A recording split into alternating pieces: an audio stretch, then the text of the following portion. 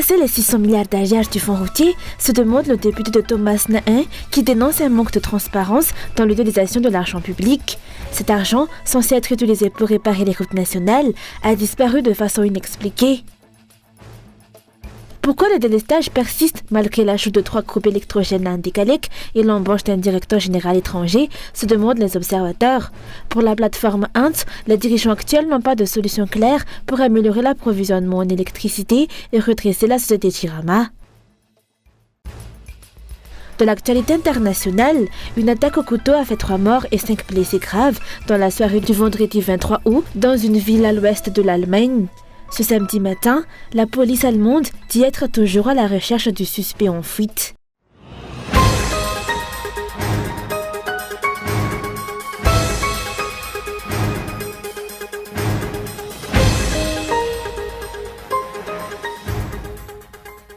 Il y a un manque de transparence dans l'utilisation de l'argent public, notamment en ce qui concerne 600 milliards d'AGH du fonds routier, a déclaré le député de Thomas Nahin. Cet argent censé être utilisé pour réparer les routes nationales qui sont dans un état lamentable a disparu de façon inexpliquée.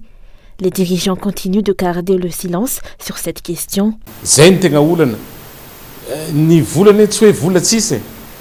Il ne s'agit pas d'un manque de fonds. Prenons l'exemple du fer, le fonds d'entretien routier. La dégradation des routes est manifeste. Je reviens de Fénérive et la route est dans un état déplorable, tout comme la RN2. La RN7 et la RN4. Pourtant, des fonds sont disponibles. Je le sais car, en tant qu'ancien ministre des Travaux publics, j'avais réussi 0 nid de poule sur la RN2. Cependant, 600 milliards d'ariars semblent avoir disparu sans explication. Espérons que le nouveau ministre apportera des éclaircissements sur le sort de ces 600 milliards d'ariars que nous avons tous payés à travers les redevances sur le carburant pour la construction des routes. Rappelons qu'environ 10 milliards d'ariars sont collectés pour le fonds routier chaque mois, soit 100 milliards par an, grâce aux redevances versées par les citoyens.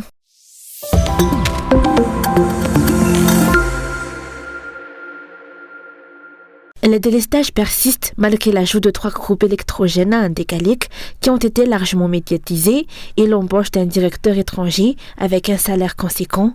Selon la plateforme Ant, les dirigeants actuels n'ont pas de solution claire pour améliorer l'approvisionnement en électricité et redresser la société Jirama.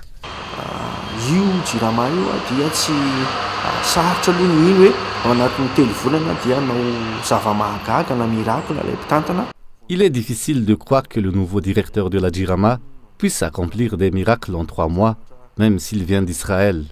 Ce directeur et les dirigeants devraient élaborer un plan clair pour redresser la Jirama et le communiquer au peuple.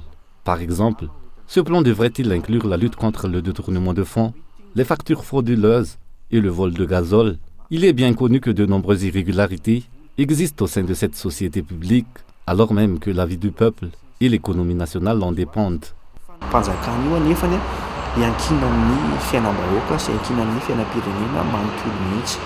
Anjadzuil a maintes fois affirmé que le travail entamé doit être mené à terme. Ce ne sont pas n'importe quelles paroles, mais des paroles présidentielles. Pourtant, où en sont les résultats? Lors de la première semaine du mois de janvier de cette année, le régime en place a évoqué le projet Waterfree, en partenariat avec l'Union européenne, visant à rénover les 180 km de conduite d'eau ancienne et rouée d'Atan Najiv. Pourtant, les résultats tardent à se manifester. À ce jour, les discours et les promesses des dirigeants semblent rester lettres mortes.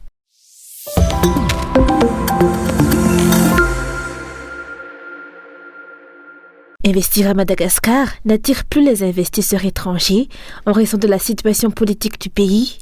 Cette absence d'investissement étranger constitue un obstacle majeur pour les opérateurs économiques souhaitant se développer. Selon les opérateurs économiques, les dirigeants devraient adopter une politique claire pour attirer les investisseurs s'ils souhaitent véritablement développer le pays.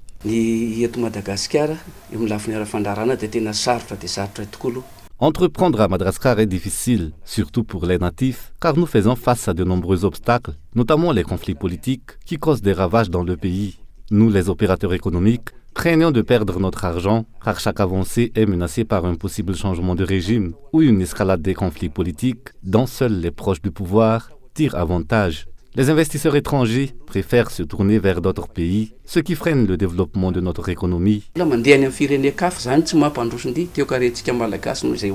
Les problèmes d'électricité constituent également un problème majeur pour les entrepreneurs malgaches, auxquels les dirigeants n'ont pas encore apporté de solution.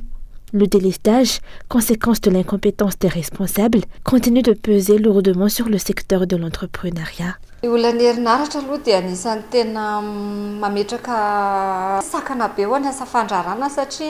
Les problèmes d'électricité constituent un sérieux obstacle à l'entrepreneuriat. Si nous sommes censés travailler 8 heures par jour, les coupures de courant réduisent parfois notre temps de travail à 6 ou 7 heures, voire juste une demi-journée. Il est crucial de résoudre ce problème pour permettre aux opérateurs de mener à bien leurs activités et de contribuer à la croissance économique.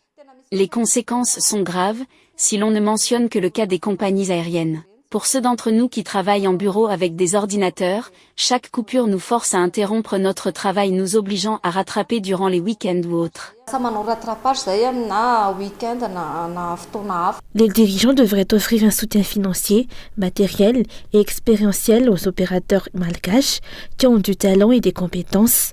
Ils devraient également proposer une solution à long terme plutôt que de se contenter de mesures temporaires pour la réhabilitation de la société Jirama.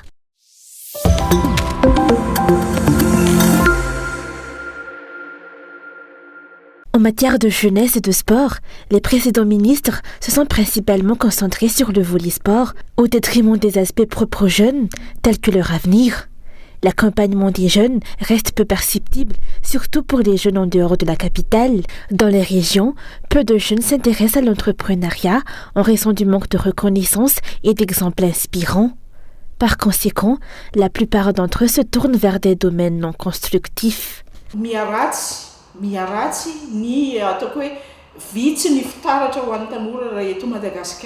À Madagascar, les jeunes manquent de modèles inspirants, ce qui les pousse souvent vers des activités non constructives. Il est crucial de mettre en place une politique claire pour soutenir la jeunesse. Quelle stratégie pour l'emploi, la promotion de l'entrepreneuriat et la prévention de la dépendance aux drogues ?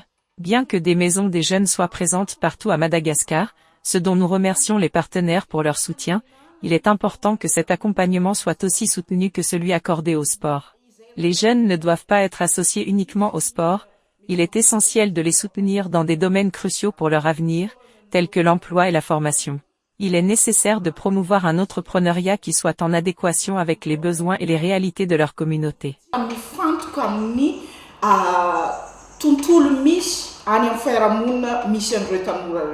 Dans les régions, bien qu'il existe des opportunités d'emploi à créer par les jeunes, un manque de compétences par rapport à ceux de la capitale persiste en raison de l'insuffisance d'infrastructures et du manque d'accompagnement.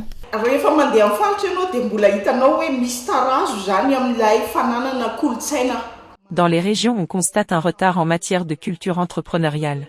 Bien qu'il y ait de nombreuses ressources disponibles, le savoir-faire fait défaut, et l'accès à cette connaissance est limité, ce qui n'est pas la faute des jeunes. Certains jeunes font des efforts pour quitter leur région afin d'acquérir les compétences nécessaires à l'exploitation des ressources locales. Cependant, combien de jeunes des régions ont les moyens de faire ainsi ? Nous insistons sur la nécessité de l'égalité, et il est essentiel d'offrir des structures équivalentes pour un véritable développement, voire plus, qui pourrait nous surprendre. L'écart entre les jeunes des différentes régions est manifeste. Il ne suffit pas de se contenter de discours. Il faut aller au-delà des apparences et prendre en compte les spécificités régionales, les ressources et les problèmes afin de répondre efficacement aux besoins.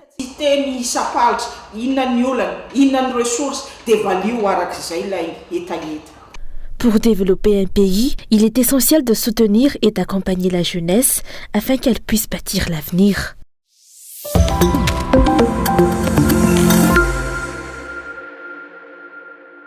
L'heure est aux festivités dans la région d'Amur-Limani en cette saison du Vulan-Betwak.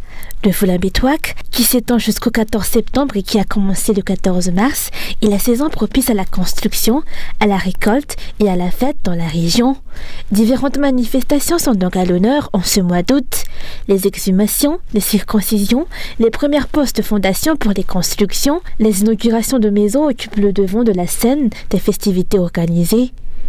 Le Vulambetuak vient après la saison du Vulanjimrim, qui était consacrée au labeur. Le Savk, sorte de corrida, a sa place parmi les animations qui marquent cette saison. Le Savk indique que nous sommes en période de Vulambetuak dans la région Imoron-Imani. Nous sommes devant ce parc, où se déroule le Savk qui est une manifestation marquant la saison du Vulambetuak.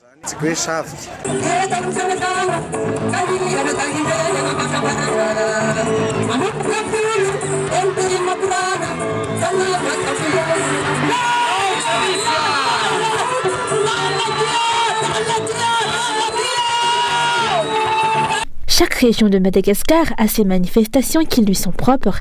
Dans l'Imirn, c'est la Lahamadbe. Dans la région Bouin, il y a le Fitampu, tandis que le Sambaj agrémente la région de Mananzaj, le Doni, celle de Nouzbe, le Dzirdzir, la région d'Analadirouf, et le festival Vulambetuak, la région Amournimani. Si Dieu le veut, en août de l'année prochaine, nous organiserons un festival qui sera marqué par différentes manifestations culturelles de la région Amoron-Imani à l'occasion du Vulambetuak. Le festival Vulambetuak a vu le jour en 1995 et exprime la joie. C'est en 1998 que l'événement a pris de l'ampleur. Ce festival est organisé tous les 2 ans, 4 jours durant, par les différents districts qui constituent la région d'Amournimani, soit Amboust, Ambat-Finanjan, Fanjin et Mananjin.